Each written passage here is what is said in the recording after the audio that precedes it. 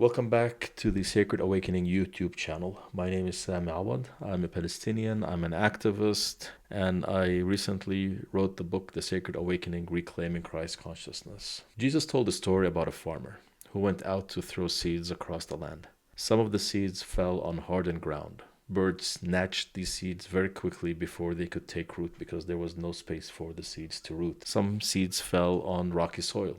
They sprouted quickly but had no depth, and when the heat came, they withered. Some other seeds fell amongst thorns. They grew, but were slowly choked out, producing nothing. And some seeds fell on good soil, and these seeds produced a harvest. Jesus says 30, 60, and 100 times more than what was planted. Now, for 2,000 years, people have read this as a story about four different types of people, and mostly about who is in and who is out. There is the hard-hearted person, there is the shallow person, there is the distracted person, and there is the spiritually open person. The lesson always being, be the good soil person.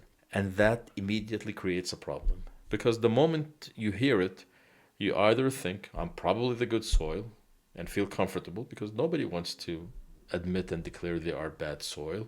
And if you think you are bad soil, then you are condemned. So I want to ask a completely different question. Not which soil are you, but how does the soil actually become good soil? Because that one question actually changes everything. It moves the story from a place of judgment about you to a place of an invitation towards the possibility of what you could become. But before we get into that question, we need to understand the seeds that Jesus was talking about. He was throwing the teachings of what he called the kingdom of God or the kingdom of heaven.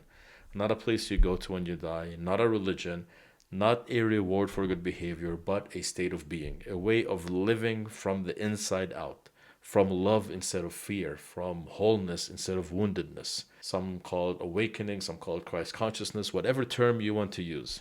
Just to understand that every teaching he gave was a seed carrying the blueprint for the most alive, most free, most fully human being that we can actually be. And he threw these teachings everywhere because he believed actually that every person had the capacity to receive them. But something determined whether they could. The hardened path, the hardened ground, is not who most people think it is. It is not the broken person. It is not the lost person. It is actually the person who is certain, the one who thinks they already know, who has decided what is true.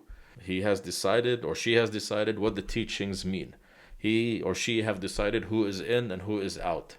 And that certainty has packed the ground so tight that nothing can get through. This was the religious leadership of the time of Jesus. In them, the seed landed, they sat on the surface for a moment because they were there, they listened to the words of Jesus, and very quickly was snatched away. This story is sadly true today. In our churches, mosques, synagogues, in our pulpits, in our spiritual movements, in anyone who has exchanged the living mystery of awakening for the false security of having arrived. The rocky soil. This is probably the most recognized place in spiritual life. The seed lands and something actually really happens. You go to a retreat, you go to a ceremony, a moment of an experience in your religious holy site, and in that experience, something cracks, something opens. You feel it in your body, your eyes begin to tear up, and you go home convinced that everything is going to change.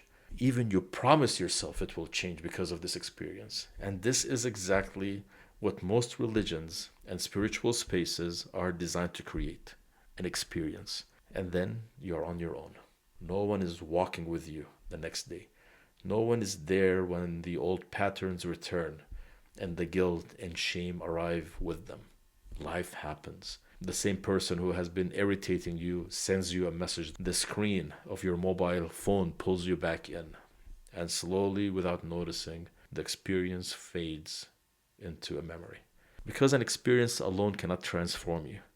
It can show you what is possible, but the real work begins the moment that feeling begins to fade. That is when the stones begin to reveal themselves. The habits, the judgments, the automatic response, the addictions, these have been forming in you for decades, and no single experience can break them. The thorns.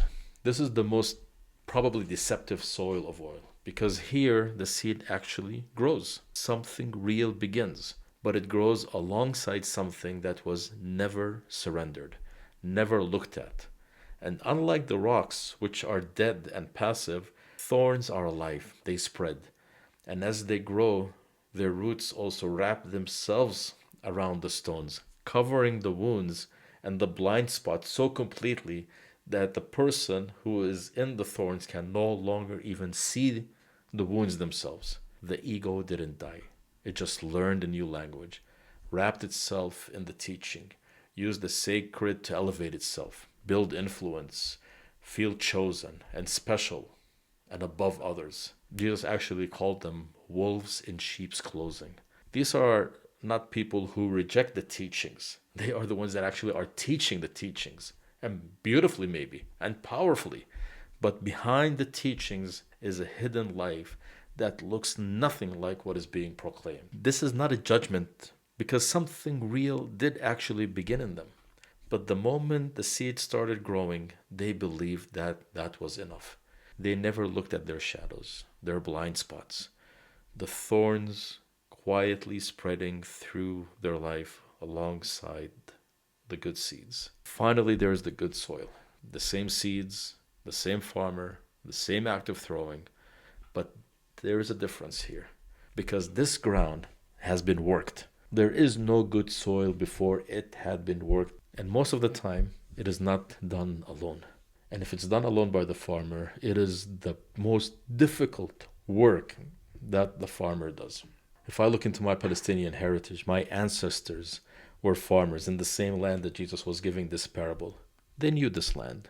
The rocky hillsides, the thorns that grew, the stones that surfaced again after the rain. You clear them, and then they come back. This is what farming is all about.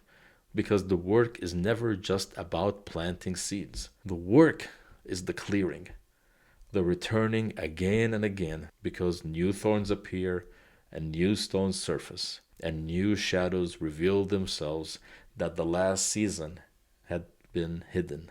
And now when the seeds land in this kind of earth, these seeds go deep. They put down roots that no storm can reach.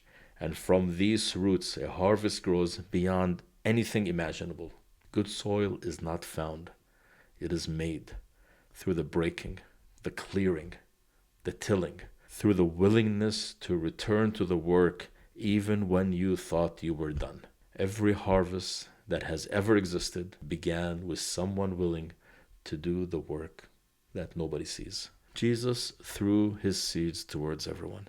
These seeds, the teachings, are still being thrown today. And the question was never about if you are good or you are bad. The question is, what kind of ground are you creating that will allow these seeds to grow?